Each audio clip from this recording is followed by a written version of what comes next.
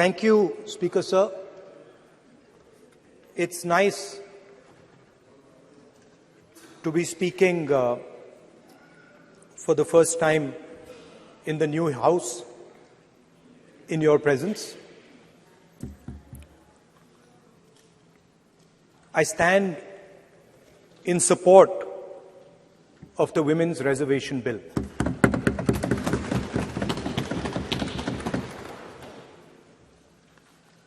Yesterday, I was listening to the discussion and the issue of the Sengol came up. And there was a conversation, a to and fro, about the Sengol. And also a little bit about the conversation about the transfer of power from the British to the people of India. Before handing over power to the people of India, the British asked the leadership of the freedom movement, who are we going to transfer power to? And of course, there was a little bit of arrogance in this statement, because they viewed India as a poor country. And the revolutionary answer that our freedom fighters gave was, we are going to transfer power to the people of India. So we became a country that from its inception gave the vote to all our women. And this was a revolutionary thing at the time. We also gave the vote to every single community. And the vote was a mechanism of transfer of power.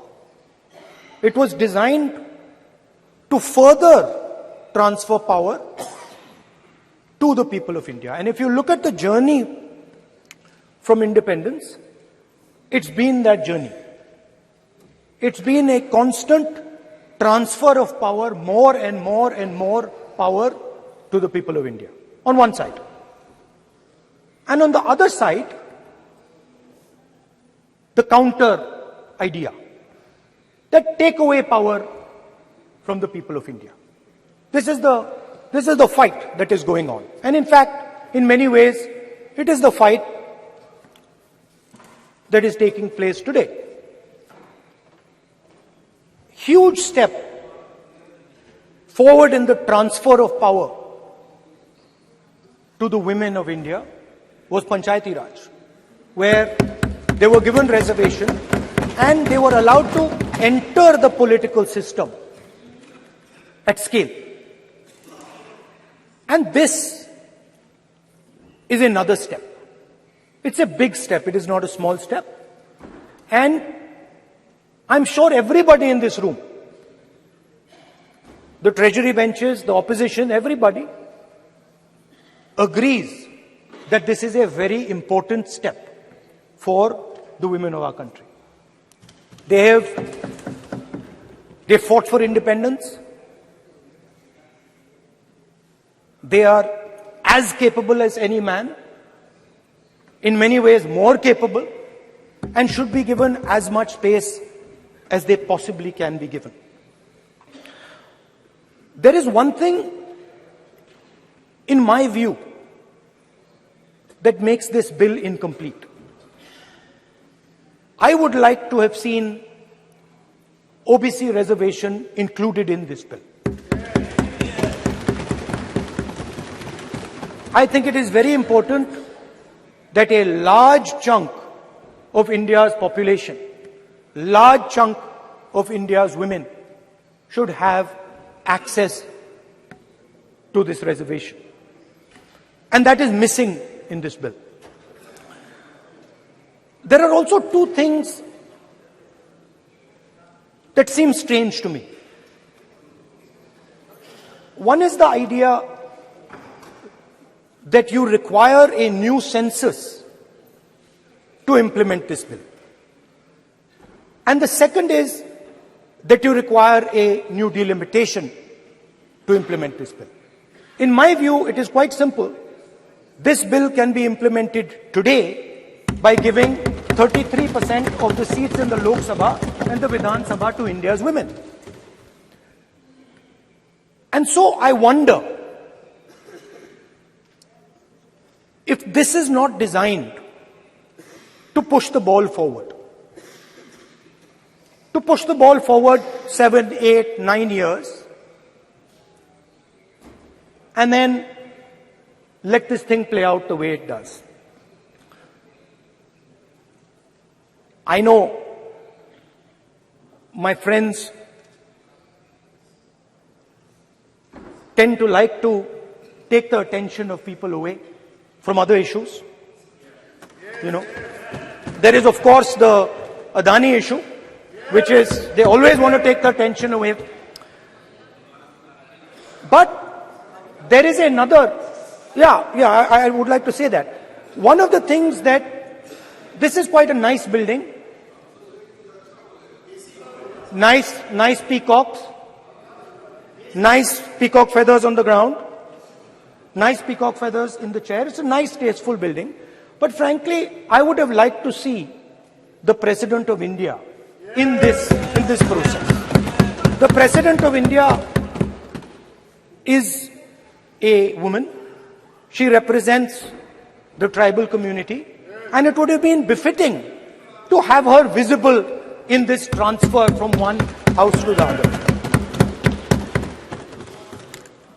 So, one of the things that the government likes to distract from, of course, is Mr. Adani. And there is another thing that the government likes to distract everybody from. And that thing is called the caste census.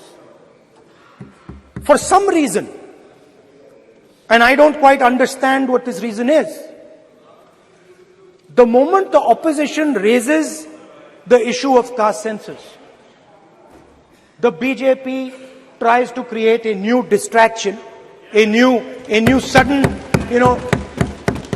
event, so that the OBC community and the people of India look the other way. In my research for this speech,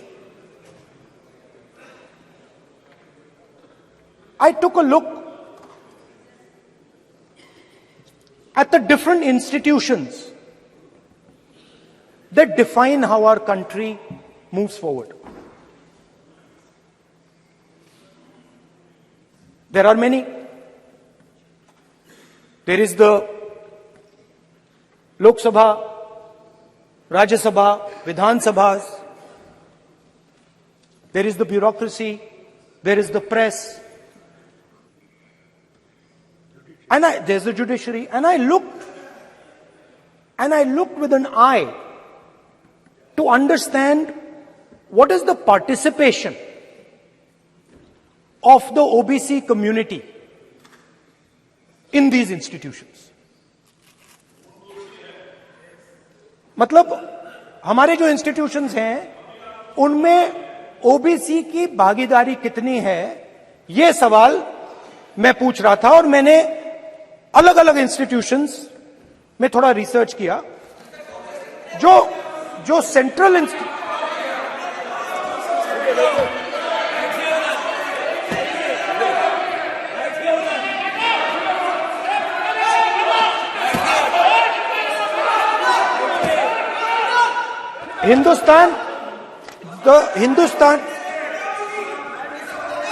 the central, don't worry, don't be scared, we are discussing, डरो मत, हम caste census की बात कर रहे हैं, डरो मत. तो मैंने, I checked, simple thing I did, I said, look, what is the most important set of people in the government of India? The people who define how this country is governed. Of course, Lok Sabha and Vidhan Sabha, but beyond that, they are the 90 secretaries of the government of India. 90 people, secretaries, are responsible for managing the core of the government of India. And I ask myself the question, how many of the 90 people come from the OBC community? And I was shocked and shattered by the answer. मैंने ये सवाल पूछा कि ये जो 70 secretary हैं, 90 secretary हैं, ये जो हिंदुस्तान की सरकार को चलाते हैं, जो बजट को चलाते हैं, इनमें से ओबीसी कितने हैं? नरेंद्र मोदी जी प्रधानमंत्री हैं, ओबीसी के लिए काम करते हैं। मैंने ये सवाल पूछा। मैं आपको जवाब देना चाहता हूं, हिंदुस्तान के सेक्रेटरीज 90 में से सिर्फ 3 ओबीसी से हैं। और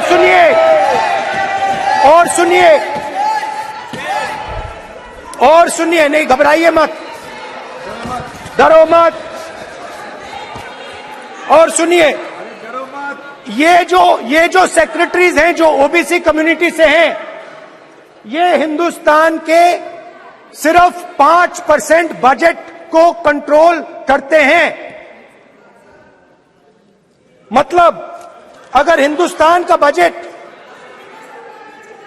44 लाख करोड़ का है, तो ये 2.47 लाख करोड़ मतलब 5% कंट्रोल करते हैं। और सुनिए, मैं कर रहा हूं, मैं वहीं आ रहा हूं।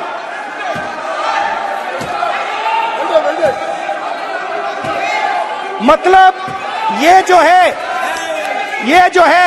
ओबीसी की बात नहीं सुनना चाहते, ओबीसी की बात नहीं सुनना चाहते, ओबीसी की बात नहीं सुनना चाहते, ओबीसी की बात नहीं सुनना चाहते।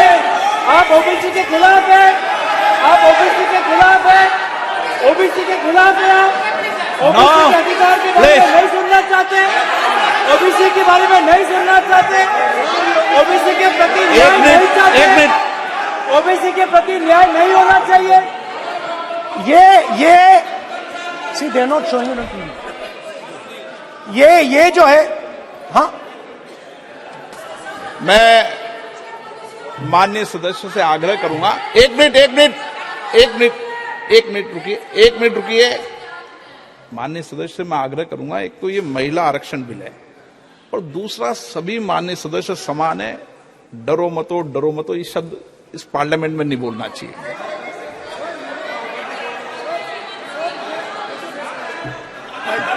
सर, ये जो डिस्कशन है, sir, speaker sir, this discussion,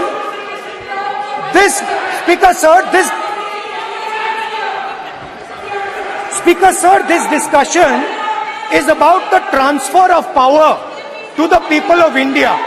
The women being one group of the people of India and the OBC community being another group of the people of India. And I am elaborating that the OBCs, who number a huge percentage, have 3% of the 90 secretaries of this country and control and define 5% of India's budget. This is an insult and a shame to the OBC community. ये OBC community का अपमान है। तो सवाल उठता है कि इस देश में कितने ओबीसी हैं, कितने दलित हैं, कितने आदिवासी हैं, और उस सवाल का जवाब सिर्फ कास्ट सेंसस से मिल सकता है। तो मेरा सरकार को एक सुझाव है, सबसे पहले ये जो महिला का बिल है, इसको आप पास कीजिए, आज पास कीजिए, ये जो आपके लागू कीजिए, और ये जो डिलिमिटेशन है जो आपने बोला है, और ये जो सेंसस है, इसकी कोई जरूरत नहीं है। 33% आप महिलाओं को सीधा दे दीजिए। और दूसरी बात, इसको बदलिए, इसको आप बदलिए। कैमरा नहीं है सर, कैमरा नहीं है, आपको ही दिखाएंगे सर, पूरा भाषण में आपको ही दिखाएंगे। ये आप बदलिए। ये जो लिस्ट है, ये ओबीसी समाज का अपमान है। 90 लोग हिंदुस्तान के सेक्रेटरी हैं, उनमें से 3 लोग ओबीसी समाज के हैं, 5% बजट को कंट्रोल करते हैं। तो जल्दी से जल्दी आप कास्ट सेंसस कीजिए, जल्दी से जल्दी जो हमने कास्ट सेंसस किया था उसका डेटा आप रिलीज कीजिए, और अगर आप नहीं करेंगे तो हम कर डालेंगे। Thank you. धन्यवाद।